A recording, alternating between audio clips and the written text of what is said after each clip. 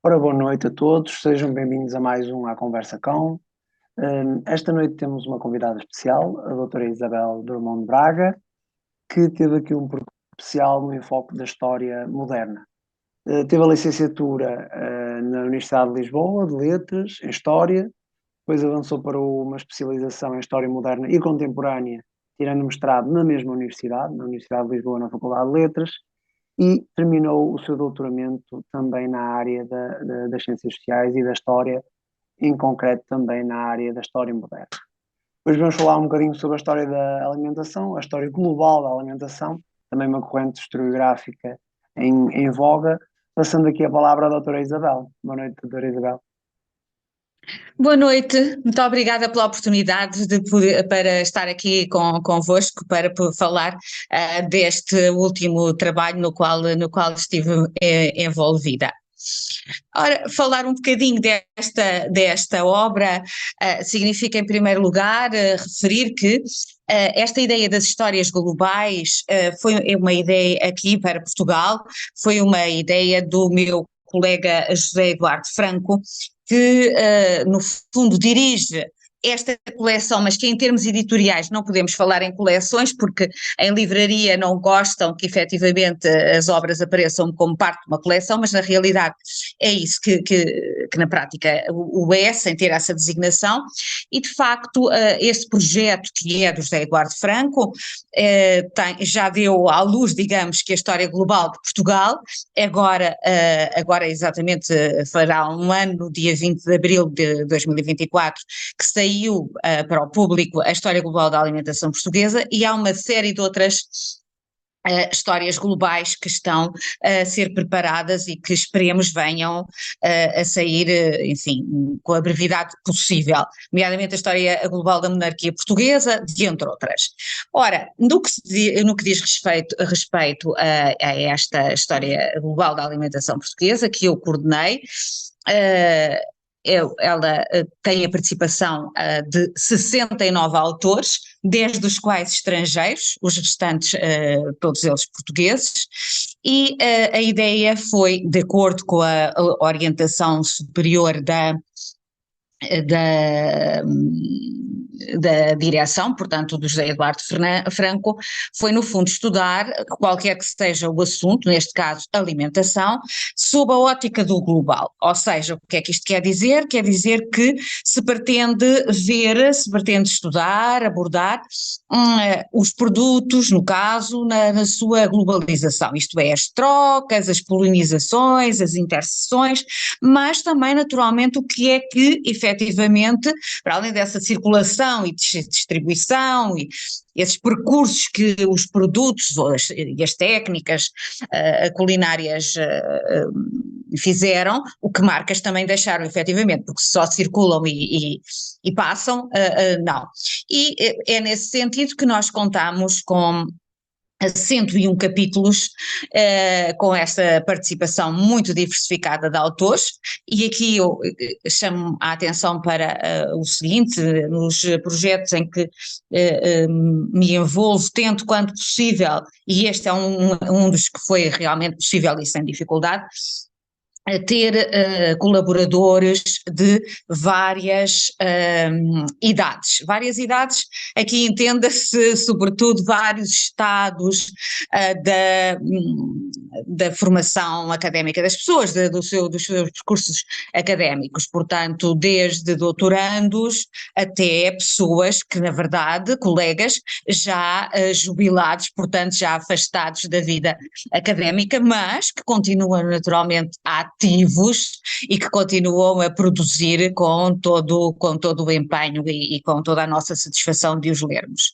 Quanto ao conteúdo portanto isto é uma explicação para efetivamente percebermos como é que apareceu aqui a história global da alimentação portuguesa. Falando um pouco do seu conteúdo, estes 101 textos são textos breves, são textos de síntese, e só é possível fazer síntese quando já houve análises prévias, não é? Portanto, isto resulta no fundo da possibilidade de neste momento conseguirmos ter avançado para uma primeira síntese de uma matéria que na realidade não é não é das mais, não é daquelas que tenha mais tradição na nossa historiografia, portanto a historiografia portuguesa sobre história da alimentação tem 2, 3 décadas, digamos, mas enfim, houve trabalhos no passado que foram muito poucos, mas que não devemos esquecer naturalmente. Refiro-me à publicação do livro, do chamado livro de receitas da Infanta Dona Maria,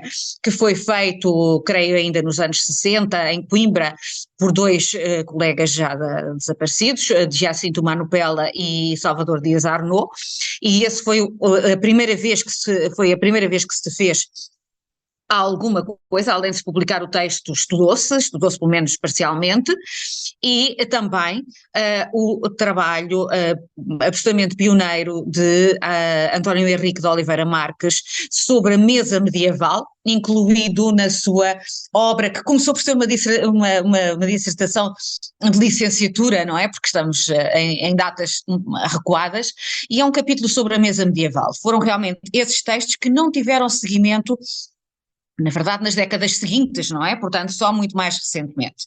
Hoje em dia, com mestrados e doutoramentos e com unidades curriculares dedicadas à história da alimentação, foi possível a produção de uma série de textos que permitem hoje ensaiar-se, digamos, as primeiras sínteses, e que é isso que o leitor aqui tem.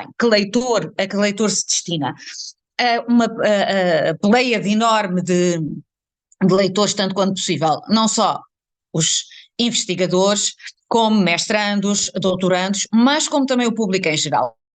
Os textos foram escritos de forma rigorosa, acessível, com indicação de bibliografia no final para cada um deles, portanto quem tem interesse em desenvolver o tema poderá, a partir daqui, ter desde logo, algumas informações suplementares de bibliografia que poderá consultar.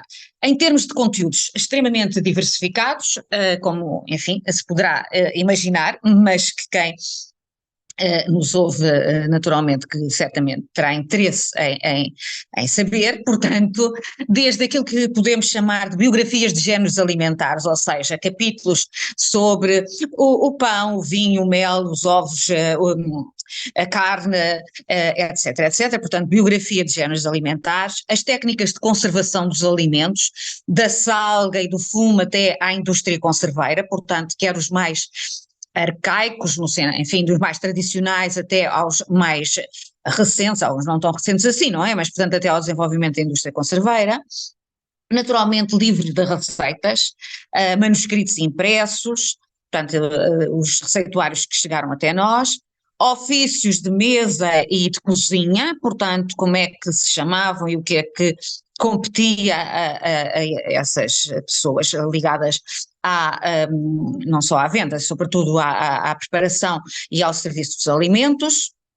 Utensílios para preparar e servir as refeições, naturalmente, de entre outros, digamos assim, não é?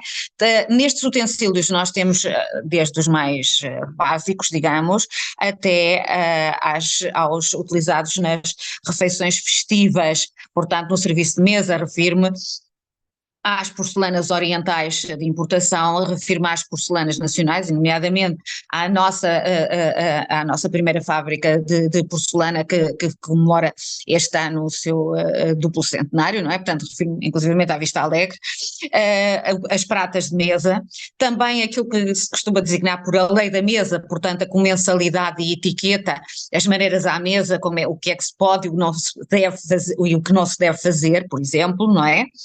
Portanto, mesas de festa e mesas do dia-a-dia, mesas de abastados e dos que não são, portanto, desde as mesas e as consequentes dietas da Casa Real Portuguesa, do clero, da nobreza e dos populares, comida de rua, a comida de rua que, enfim, alguns poderão pensar que é uma realidade, a atualidade é verdade que é, mas há comida de rua desde que há gente, portanto, aqui remontando, porque só temos fontes a partir do século XVI para essa realidade da comida de rua. luxos à mesa que vão desde as especiarias à neve, a moda da neve para refrescar as bebidas, portanto, na ausência de congelador e de frigorífico e dos recursos resultantes da eletricidade, portanto, usava-se efetivamente a neve para colocar nas bebidas e para fazer uma espécie de sorvetes, ou fazer sorvetes, como então se entendiam que eram, não é? Passando naturalmente pela doçaria e por tentar insistir e desmistificar as ideias absurdas acerca da doçaria conventual, que também aqui é falado. As bebidas exóticas, que para nós hoje não são, mas que na época quando apareceram e foram divulgadas eram conhecidas dessa maneira, bebidas inicialmente de luxo e consideradas exóticas, refiro naturalmente ao chá, ao café e ao chocolate. Regimes alimentares de determinados grupos, falo dos doentes, falo dos estudantes, dos presos, dos soldados portugueses durante a Primeira Guerra Mundial, dos vegetarianos, dos veganos, dos macrobióticos, marcas da presença de outras populações, nomeadamente daquilo que restou das minorias étnico-religiosas do passado, portanto refiro-me aos judeus e muçulmanos, portanto os judeus e mouros das épocas medievais, da época medieval e depois naturalmente no caso dos judeus até mais tarde, como sabemos, não é? As regiões vinícolas demarcadas, o abate, também temos aqui, enfim, não é uma coisa simpática, não é? Mas o abate e os mercados, portanto, os mercados abertos, o percurso até à construção dos mercados cobertos.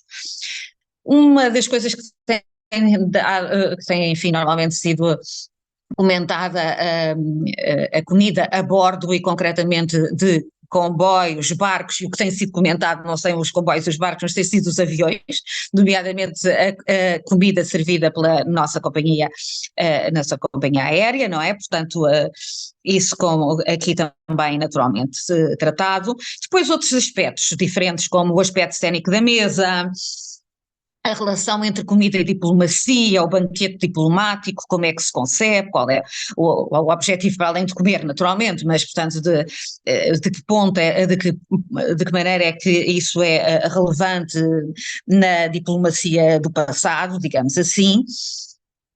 O alimento medicamentoso, o que é que isto significa? Portanto, o alimento que além de nutrir transforma, portanto que é considerado simultaneamente como portador de características de propriedades que efetivamente permitem, ou que se acredita que permitem, ou que facilitam a cura no passado. Portanto, a ideia de alimento-medicamento não é uma novidade portuguesa, evidentemente, é uma ideia que vem da antiguidade, obviamente, mas que chega, perpassa numa muito longa duração, e aqui também naturalmente o tratamos.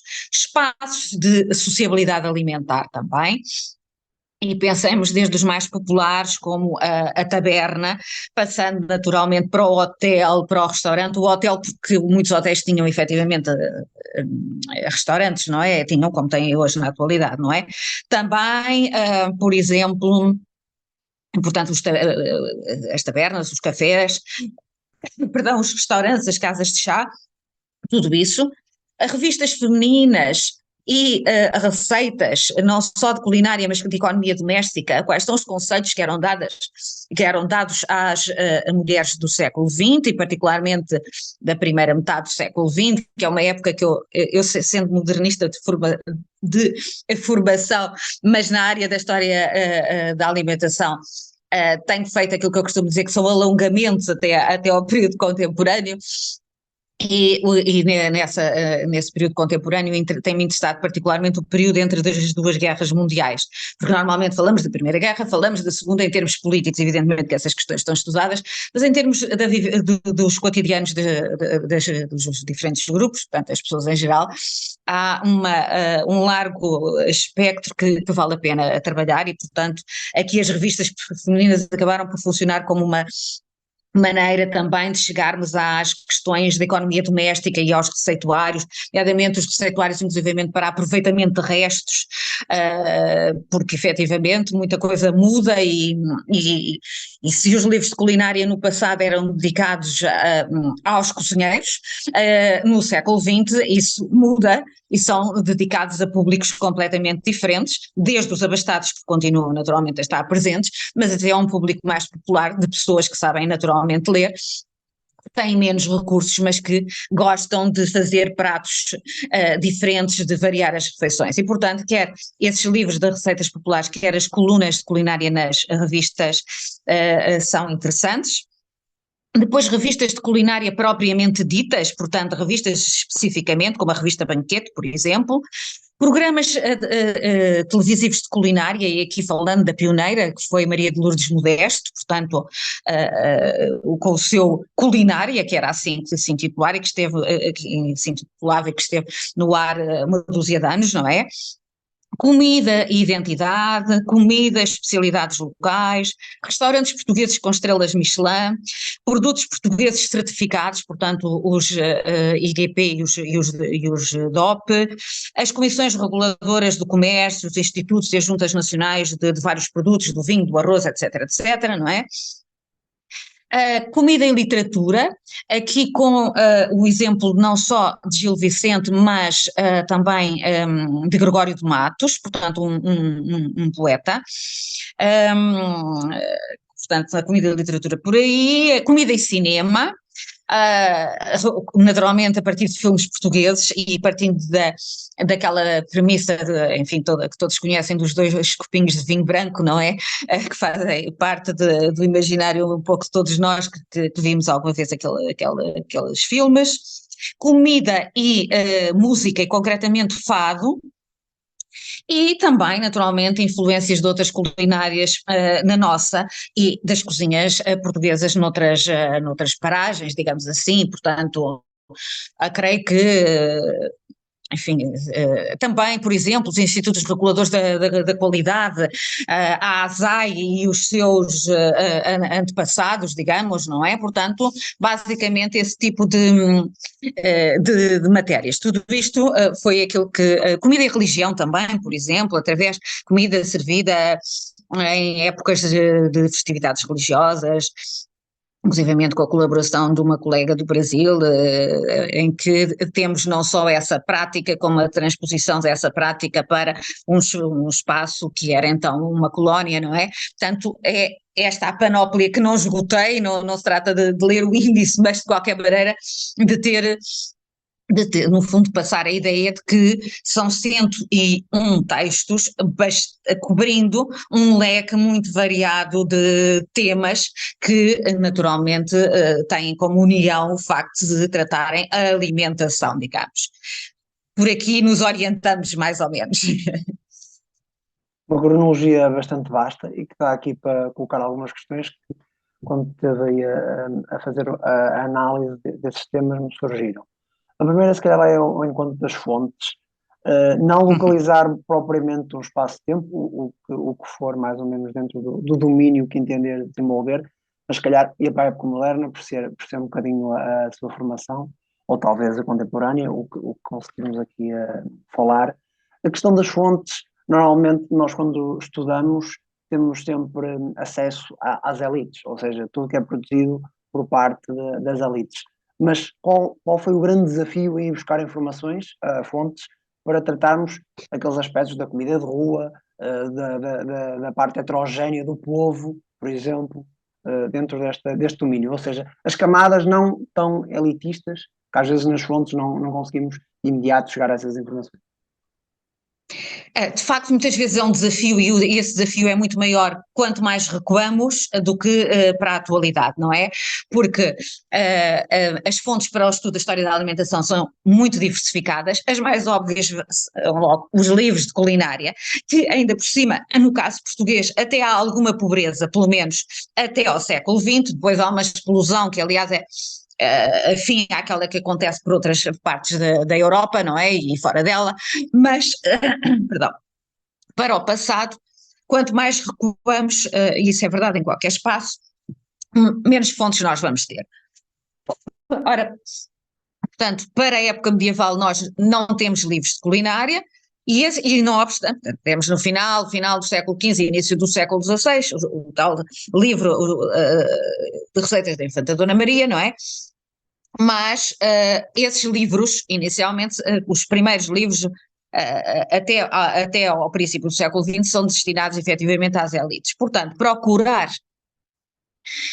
conhecer a alimentação dos desfavorecidos, ou dos menos favorecidos, ou mesmo dos que não têm mais, perdão, é efetivamente desafiante, e no caso da comida de rua acabou por não ser difícil, porque nós temos para o século XVI o João Brandão de Buarcos, que faz uma descrição muito interessante da situação relativa a Lisboa, dos ofícios, do valor desses ofícios, dos rendimentos que a coroa obtinha com a produção e venda de bens. E é através dele, e depois, posteriormente, do Cristóvão de Lisboa, enfim, vários outros textos que descrevem questões relativas a Lisboa, mas cujo primeiro é o João Brandão de Buarcos, em que efetivamente ele nos fala de que há gente a vender peixe cozinhado naturalmente, não é? Pão, cuscuz, ameixas secas, que ele inclusivamente nos diz que se destinam muitas vezes aos doentes, e que quem está a viajar, quem está fora do seu local de residência e muitas vezes não tem acesso a determinadas coisas, e depois fala também das pastas de fruta com uma marmelada, há uma alusão muito interessante no João Brandão de Buarcos que eu gosto particularmente, é que ele, para além de tratar disso, da questão dos alimentos, no caso da marmelada também refere a quantidade de carpinteiros que existiam para fazer caixas para albergar a pasta de fruta marmelada, utilizadas essas caixas de fruta, quer cá, quer para exportação. Portanto, até esse pormenor, essa informação é muito interessante. Ou seja, essa foi a fonte mais interessante que pudemos ter para conhecermos um pouco dessa realidade. As próprias posturas camarárias, por vezes, desta época, naturalmente, não é? Também poderão, assim, dar-nos alguma informação interessante, na medida em que muitas vezes ao determinarem o que se pode fazer e o que não se pode fazer, dando, portanto, ordem à cidade ou à vila, ou enfim, à localidade, vão-nos permitir conhecer o que se fazia de bem e não só, não é? Portanto, essas fontes, por exemplo, se nós avançarmos cronologicamente, temos, por exemplo, outro nível, agora deixando a comida de rua, não é? Mas continuando com menos favorecidos, nós temos, por exemplo, relatos de viajantes que nos dão conta da pobreza, da alimentação limitada das populações, do recurso a uma caça que é bem diferente da caça lúdica por parte da nobreza, não é? Daquela caça que significa distração, significa a ocupação de tempos livres, que claro que era aproveitada na alimentação, mas o foco não era caçar para ter alimentos para comer, não é? Enquanto era com recurso a cavalos, com recurso a armas mais sofisticadas, com o vestuário próprio, enquanto que a caça popular era uma forma de obter carne, não é? Para a alimentação, e que fazia recurso naturalmente a umas armadilhas, também inclusive fazer armas de fogo a partir do momento em que as há, não é? Mas de um modo geral a coisas mais incipientes, mas que não deixavam naturalmente de ser úteis. Portanto, os próprios relatos de viajantes também dizem isso. Há, por exemplo, há alguns que nos dizem coisas interessantes, aí século XVIII, alguns século XIX, por exemplo, que referem um deles refere, por exemplo, o hábito de haver não sei quantos perus a atravessar a cidade de Lisboa na época do Natal, e mostrando-se extremamente contrário ao facto de dizerem que eles estavam muito magros, que eram uns perus, no fundo, maltratados, não é? Maltratados no sentido de estarem sem comer há alguns dias, o que era maltratado, naturalmente, não é? e atravessarem as ruas para serem depois vendidos, fazerem imensa porcaria, tal, não é? Mas, este não era um caso de pobreza naturalmente, mas a par de outras observações, como por exemplo dizer que em Portugal as crianças, bom, há que descontar sempre do exagero dos estrangeiros, mas de qualquer modo, dizendo em Portugal as crianças comem basicamente pão desfeito em água passado por azeite e alho, ou seja, dizem que comem a sorda, não é? E que efetivamente, portanto, é a prova aqui de pobreza, ou seja, tentando responder ao que me disse, ao que me perguntou, efetivamente, através de fontes diversas, porque as fontes são sempre muito mais ricas para os grupos que têm mais meios, mas desde as posturas camarárias, os relatos dos estrangeiros, a outro tipo,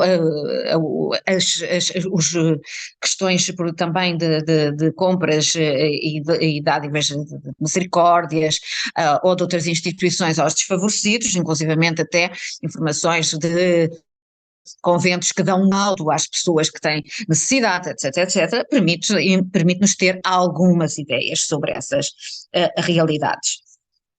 Se for para o século XX, inclusivamente o próprio cinema, a literatura também, em qualquer momento, não só os relatos estrangeiros, mas a literatura em geral.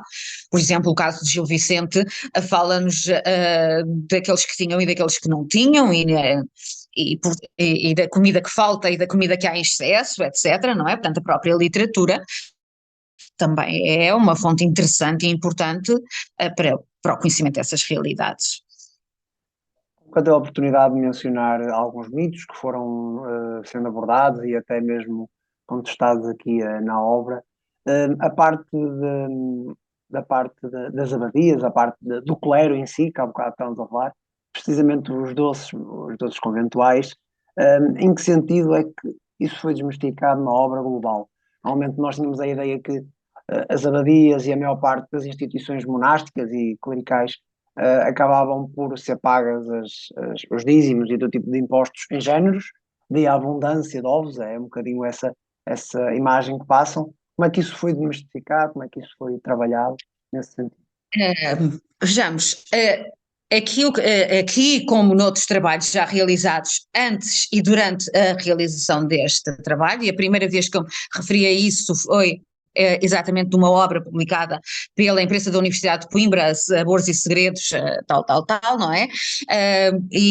Um antigo meu doutorando comigo e com a professora Maria José Azevedo Santos da Universidade de Coimbra, o João Pedro Gomes, fez um doutoramento que espero que se venha a sair agora publicado no próximo mês sobre a doçaria portuguesa. Portanto, temos vindo, na verdade, os dois a enfatizar essa realidade. O que é que nós pretendemos efetivamente dizer e, de alguma forma, esclarecer as pessoas. Falamos de doçaria conventual, isso está certo ou está errado? Falar de doçaria conventual está certo se entendermos que é a doçaria feita nos conventos. Fazia-se? Fazia-se. Em quantidade? Sem dúvida. Basicamente, a doçaria conventual, aqueles bolos e bolinhos que estamos a pensar com uma quantidade significativa de gemas de ovos, açúcar, eventualmente, em alguns casos, com amêndoa, basicamente estes 2 ou 3 ingredientes são extremamente comuns entre as mesas abastadas da Casa Real, portanto, da nobreza e, naturalmente, das casas conventuais e monásticas. Quanto a isso, está bem documentada essa realidade. O que é que se tornou absurdo e completamente disparatado? É o facto de qualquer doce, qualquer bolo ou bolinho que tenha realmente umas gemas de ovos e açúcar é conventual entendido erradamente como a invenção daquele preparado no convento XYZ. Quanto a isso, é uma asneira que é repetida exaustivamente e das duas e há os dois casos, umas vezes por ignorância, porque nos vão bombardeando com disparates e que, portanto, vamos propagando uma atitude que está errada involuntariamente, outras vezes por má fé, que isso é que é o problema maior, e essa má fé naturalmente que tem intuitos muito claros, que é, se eu disser que isto é um doce conventual, é logo entendido como uma coisa melhor, portanto é uma coisa mais cara. Repare-se que nos últimos anos, talvez na última década ou um pouco mais, proliferam as feiras, os festivais de doçaria conventual, que todos os anos há mais uns quantos. Não há fonte nenhuma para isso e, portanto, quando as pessoas dizem que são segredos e que não dizem as receitas, o historiador vive a partir de fontes. E, portanto, aquilo que não pode provar e aquilo que as pessoas vão inventando e referindo que são meros segredos, tal, isso não corresponde a coisa nenhuma, a não ser a essa atitude deturpada da realidade. Portanto, vejamos. Em espaço conventual e monástico, o açúcar esteve presente sempre, enfim, a partir do século XV, não é? Esteve presente a partir do século XV, inicialmente vocacionado para as questões da farmacopeia, inicialmente, portanto, para a botica, e naturalmente, tal como na sociedade leiga, naturalmente permitindo a preparação de N doces. Ora, esses doces são exatamente os doces que existem nos outros espaços, as compilações de receitas conventuais que as há naturalmente e que já se publicaram vários textos. Eu própria publiquei alguns desses manuscritos e outros colegas também fizeram. Portanto, a publicação desses textos mostra-nos claramente que estamos perante pratos doces e salgados, e agora falamos especificamente dos doces, que são exatamente os mesmos que nós vamos encontrar noutros receituários impressos e noutros manuscritos, em que efetivamente temos um recurso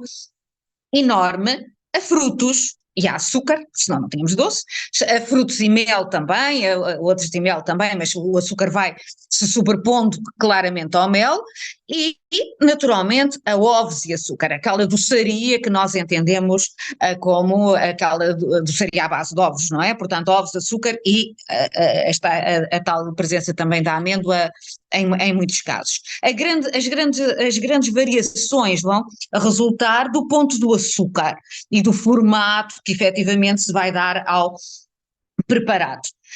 É certo que ao produzir-se essa doçaria de excelente qualidade nos meios conventuais e monásticos, ela é referenciada e objeto muitas vezes de oferta e pontualmente até de venda, e isso vai fazer com que se diga é o manjar branco do convento não sei de quê, é a marmelada de não sei o quê, e tudo isso está certo? Está. O que não está certo é dizer que aquilo é uma invenção do convento X, Y ou Z, e isto é aquilo que parece haver alguma dificuldade de compreensão, não se percebe muito bem porquê, ou até se percebe, é um bocado é essa questão que se insiste para que no fundo se perceba, não se tira mérito ao que era feito no convento de maneira nenhuma, era excelente certamente, agora não são invenções.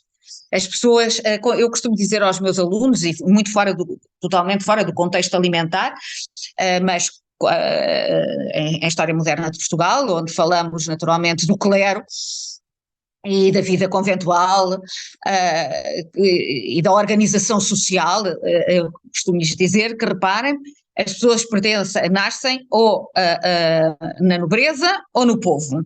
O clero não se autorreproduz, portanto, não se trata aqui de nascer no clero. Pode ser até filho de alguém que pertence ao clero, não é? Enfim, um filho ilegítimo, mas isso é outra coisa. Agora, o clero é composto de gente que vem do povo e gente que vem da nobreza. As pessoas que vêm do povo levam para os conventos, no caso do clero regular, os seus hábitos e as suas maneiras de ser e de estar, e os que vêm da casa real e da nobreza fazem exatamente a mesma coisa. Levam as criadas, ou os criados, conforme é clero feminino ou masculino, e levam os seus hábitos, as suas tradições, todas elas. Portanto, o clero não se autorreproduz e leva para essa nova condição aquilo em que foi criado. E como tal, ali se desenvolve E ali funciona tanto quanto possível, muitas vezes, de acordo com aquilo que foi a sua formação inicial, não obstante, como sabemos, os que visitam, os visitadores, lutarem um bocado contra isso e falarem muitas vezes coisas interessantes, referirem nestas visitas, não é? Dizer que não se admitem discussões, porque as havia, discussões sobre gerações nos conventos. E quando nos aparece isto nas visitas, a questão das conversas sobre gerações significa sobre a família de origem no século, tanto aos olhos, supostamente, não é? Um bom elemento do clero, masculino ou feminino, é aquele que se assume agora nessa nova posição e que esquece a sua origem, não é? E isso ultrapassa, obviamente, as questões alimentares a todos os títulos, mas no fundo repercute-se depois nessas questões alimentares também, não é? Exato. Relativamente às questões mais medicinais, também creio que o livro toca nesse aspecto. Que tipo de fontes é que começaram a trabalhar entre a época moderna e contemporânea? Qual era aqui o balanço essencial? Ou seja, o que é que os produtos nos podiam dizer sobre as doenças, como combater as doenças? Se calhar dá um bocadinho sobre essa ideia. Em termos de fontes sobre esse alimento-medicamento, é muito engraçado estarmos a falar aqui hoje, porque ontem tivemos exatamente um pequeno seminário no Museu da Farmácia, aqui em Lisboa, que foi exatamente sobre o alimento-medicamento e onde estivemos reunidos o dia todo a trabalhar, a expor, enfim, alguns trabalhos sobre essa temática. Ora, as fontes em primeiro lugar, são os tratados de bromatologia, ou seja, é um nome um pouco assim fora do comum, não é? Que não é da percepção de todos. Os tratados de bromatologia, no fundo, são textos de caráter médico em que temos as características dos alimentos e, no fundo, para que é que eles servem. É preciso que se tenha aqui, enfim, fazer um pequeno excurso para explicitar que até ao século XIX, mas começando a ser abatido esse sistema no XVIII, com a criação da farmácia química, mas até então funcionava, o entendimento da doença tinha a ver com o desequilíbrio dos humores. 4 humores e, portanto, que toda a doença era o resultado do desequilíbrio de um desses humores. E para reequilibrar os humores, ou seja, para voltar a ter saúde, havia que proceder tendo em linha de conta a alimentação, o exercício físico, a idade, o esforço despendido das atividades, se era uma pessoa que trabalhava, portanto, no campo e, portanto, tinha um desgaste de energia grande, ou se era uma pessoa mais sedentária, etc, etc, etc. Se era jovem, se era idoso, se era homem, se era mulher, enfim, uma complexa formulação que nos leva, portanto, que vem com essa teoria hipocrático-galénica, não é? Que vem durante séculos, começa a ser posta em causa no século XVIII, sobretudo no final, com o desenvolvimento da farmácia química e que, na verdade, ainda chegou mesmo ao XIX, havendo períodos em que coincidiu uma coisa e outra. Portanto, voltando às fontes e explicando isto, nós vamos ter tratados de bromatologia, onde efetivamente temos a descrição dos vários alimentos e das suas propriedades reais ou imaginárias, não é? Mas, portanto, imagina, o peixe é frio e úmido, e portanto servirá para equilibrar, o peixe aliás era muito mal visto, mas em termos alimentares, mas servirá para distúrbios de pessoas cujo problema é quente e seco, cujas características é de uma pessoa quente e seca. Bom, portanto, os tais tratados de bromatologia, os livros de culinária, porque nos livros de culinária do passado nós temos um conjunto de preparados, portanto, de receitas que são destinadas a doentes, nomeadamente uma série de caldos, alguns deles caldos para sãos e para doentes, que têm mesmo essa designação, e que efetivamente esses caldos, a maior parte deles, enfim, o animal preferido nestes caldos é a galinha, mas também, por vezes, caldo de carneiro, caldo de vitela, alguns de ervas aqui entenda-se, portanto, vegetais diversos, independentemente de ter uma base de carne, não é? Nomeadamente da dita galinha. até às excentricidades como o caldo de víboras, ao caldo de caracóis, portanto as fontes são estas, os tratados de bromatologia, os livros de culinária que têm receitas pretensamente destinadas a vários problemas de saúde, outras vezes a situação é tão genérica que são doentes e a gente não sabe exatamente qual é o padecimento. À medida que vamos avançando isso vai se tornando mais claro e dizendo isto é para isto é para aquilo, o que seria mais normal, não é? E temos também depois as chamadas farmacopeias. As farmacopeias, portanto, estamos a falar de textos realizados por farmacêuticos, não é? Portanto, gente aqui especializada que faz o levantamento dos produtos de natureza animal, vegetal e até mineral, cujas propriedades se entendem ser adequadas para a gota, quer o excesso de ácido silúrico, para problemas de saúde feminina, para problemas de saúde mental, etc., não é? Portanto, basicamente essas as fontes principais, digamos. Do ponto de vista da história global, trabalhando nesses aspectos, mais para a época contemporânea, desafios que encontrou a trabalhar algum tipo de novas alimentações, até mesmo a trabalhar em termos de metodologia, de recolha de dados, se nos puder aqui ser algumas considerações, já mais na transição para a nova época, entre 20 e 21.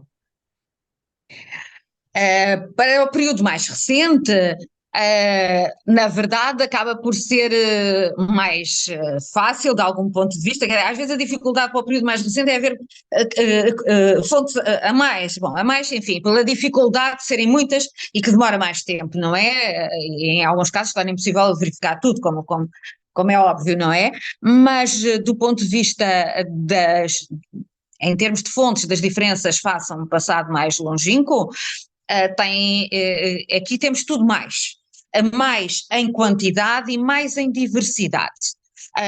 Por exemplo, para a época moderna, nós temos o cinema produzido na época sobre a época. Nós temos a literatura, já vinha de trás, mas temos mais.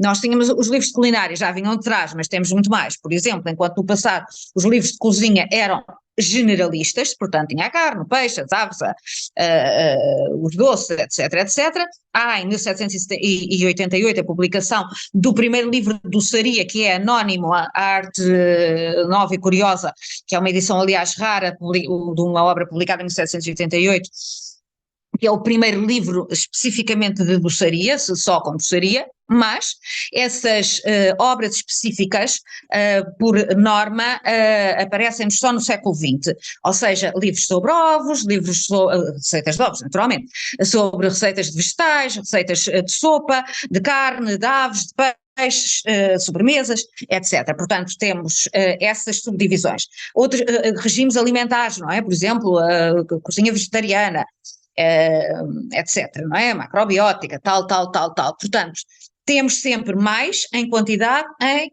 variedade. Temos a profusão das tais revistas que falávamos há pouco, quer revistas generalistas com secções de culinária, quer revistas femininas com secções de culinária, quer, evidentemente, também revistas especificamente de culinária. Depois, o século XX vai ter coisas que no passado não tinha, como programas de culinária, programas televisivos de culinária, que no passado, evidentemente, que ao não termos televisão, isso não está presente. O cinema já falámos, e num mais imediato, quer dizer, o recurso, por exemplo, ao receituário, no fundo, mundial, que queremos saber a receita não sei de quê, perdão, e uma simples consulta online nos vai dar uma profusão de receitas de de um preparado qualquer, não é? Que estejamos a pensar, seja ele português ou estrangeiro. Portanto, é uma maior quantidade e uma maior diversidade que nos permite ver. Também para os séculos XIX e XX, a existência dos menus, o menu, quer o menu do restaurante, quer sobretudo o menu das refeições particulares, portanto, a casamentos, batizados, a primeira comunhão, o menu do almoço ou do jantar de 10 anos do curso tal, o curso de medicina, de curso de direito, enfim, o que quiserem, não é? E até temos, inclusivamente, menus de piqueniques, que é uma coisa que, enfim, não seria muito expectável, porque normalmente a criação do menu, uma criação de meados do século XIX, é uma criação que está naturalmente ligada a refeições festivas, e um piquenique não é uma refeição festiva, mas que também nos aparecem alguns exemplares. Ora, aqui é uma fonte que para o passado, mais longínquo, evidentemente que não tínhamos, não é? Portanto, é por aí. Há pouco referi que gostava de trabalhar a parte do período entre guerras, talvez alguma menção, não sei se existe alguma menção dentro da história global da alimentação, algum produto de destaque que seja relevante entre o período entre guerras, mais especificamente estou-me a lembrar entre os soldados, entre aqueles que ficam no nosso país e muitas vezes têm dificuldades em acesso à alimentação e devem ter algum tipo de produto abundante para responder a essa necessidade. Não, em termos, não propriamente de produto em si, mas no período entre as duas guerras e claro, depois durante a Segunda Guerra Mundial e feitos da Segunda Guerra Mundial, aquilo que é mais visível, portanto, começando da Primeira Guerra Mundial e chegando ao pós-Segunda Guerra Mundial, aquilo que por norma é mais visível é o aumento dos preços, portanto uma elevada inflação e falta de produtos. Portanto, falta de produtos, aumento do preço dos produtos e da inflação. Por exemplo, o Século Cómico, que era um suplemento do jornal do Século, utiliza o humor, né, em situações que são difíceis, naturalmente, mas utiliza de forma muito interessante e engraçada o humor para ridicularizar e rir de situações incómodas, não é? A má qualidade do pão, a venda, o preço excessivo, o assabarcamento, o enriquecimento daqueles que fazem comércio de alguma forma ilegal, não é? E que tal, portanto, por aí, por exemplo, e essa é mais uma fonte também interessante, não é? E para estudarmos questões complexas e difíceis, não é? Portanto, a falta de produtos e a carestia. Por outro lado, em termos de revistas, é muito visível, quer nas femininas, quer nas generalistas, mas até conhece melhor a situação das revistas femininas, a substituição de ingredientes. Portanto, fazer esta receita, imagine-se, não com natas, porque não há, e fazer com leite. Bom, agora estou a inventar, não lembro exatamente dos produtos, mas na verdade substituição de produtos. Portanto, tentar que na falta de se consiga fazer a mesma receita, parecida, digamos, com substituição de produtos. Na falta de açúcar, investir, por exemplo, eu lembro que havia um caso concreto na revista Modas e Bordados, que não obstante o título não se refere só às modas e aos bordados, portanto tem uma série de outras temáticas naturalmente, e que se referia, por exemplo, na falta de açúcar, da escassez de açúcar, em vez de servir com o chá docinhos, bolinhos, aquilo que é biscoitos, aquilo que é espetáculo servir com o chá, pois servir, por exemplo, pequenos salgados, não é? As margarinas, enfim, não é que fizessem falta, mas acabaram por desaparecer um bocado naquele período mais complexo e às vezes dizia-nos, por exemplo, a Berta Rosa Limpo, que tinha uma coluna, o Correio de Pantagruel, dizia-nos, na falta das margarinas que tínhamos específicas para fazer isto assim, pois utilizamos manteiga, quando há, utilizamos azeite, etc. Portanto, no fundo, a necessidade aguçou o engenho, é um bocado isso e tentar as melhores soluções num quadro de penúria e mesmo assim para quem tem algumas possibilidades. Também é visível uma outra coisa, a diminuição dos pratos, mesmo entre pessoas com recursos. Aquela situação de entre pessoas com recursos, que habituadas a vários pratos, sobretudo ao jantar, portanto, ao contrário do que nós hoje tentamos fazer, e alguns fazemos, não é? Portanto, uma refeição mais substancial ao almoço e um jantar mais leve, essa realidade no passado não era assim, portanto, o jantar a aparecer como a refeição com mais pratos e quer ao almoço, quer ao jantar, a ideia é de diminuir o número de pratos, portanto, quer dizer, as pessoas não passam fome comendo menos pratos, como é óbvio, não é? E há falta de géneros e são muito caros e, portanto, em vez de termos, vamos supor, uma entrada, um prato de peixe, um prato de carne, de sobremesa e não sei o quê, portanto, desaparecer um dos pratos, digamos, nomeadamente, ou é de peixe ou é de carne e não um peixe ou de carne, ou dois de carne, ou dois de peixe se é na época da quaresma, etc. Portanto, isso são situações que na verdade depois ficaram mesmo institucionalizadas, não é? Tirando refeições festivas, mas nas refeições do dia-a-dia, essa simplificação resultante que começou no período da Primeira Guerra acabou por ter efeitos até aos dias de hoje, não é? E até mesmo nesta parte das práticas institucionalizadas, também para terminarmos aqui toda a nossa exposição, relativamente às sociabilidades à mesa, o que é que os produtos nos podiam dizer? Lembro-me, por exemplo, o açúcar, quando entrou no círculo da Europa, era um luxo, era algo que à mesa das elites era bastante apetecível. O que é que depois os estudos, a história global da alimentação, mais em concreto em Portugal, nos Eu peço consegue imensa dizer? desculpa, mas eu deixei de o ouvir. Deveria ser da rede. Não sei se agora está a ouvir, doutor. Agora ouço, peço desculpa, mas Pronto, não há deixei de ouvir.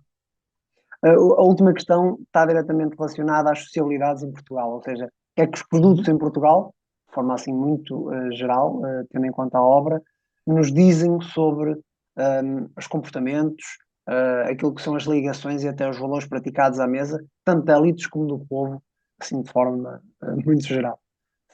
Se fosse possível. Digamos, a lei da mesa, não é? Portanto, os Exatamente. comportamentos da mesa. Passando por essa Esses questão. comportamentos esses comportamentos à mesa estão, por norma, codificados. Codificados em duas situações, nos tratados de civilidade, portanto, nos livros de civilidade, que nós temos naturalmente vários, a maior parte deles não são minimamente originais, são traduções e adaptações de obras francesas, e o que é que eles têm? Eles compreendem desde o que é que se deve fazer para convidar alguém para jantar, ou para almoçar, para uma refeição, não é? Portanto, o envio do convite, a antecedência do convite, o agradecimento depois da refeição, quem foi, claro, tal, até a capítulos especificamente sobre pôr a mesa, a ordem dos pratos, a maneira de sentar as pessoas à mesa, e isso vai variando com as épocas, não é?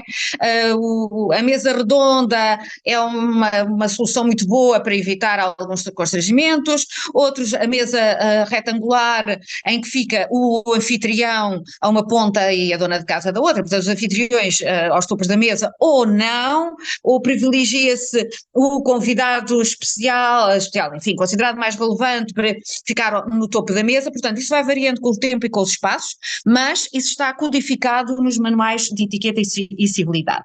Um dos que eu acho mais interessantes do século XIX é um da autoria de Maria Amália Vaz de Carvalho.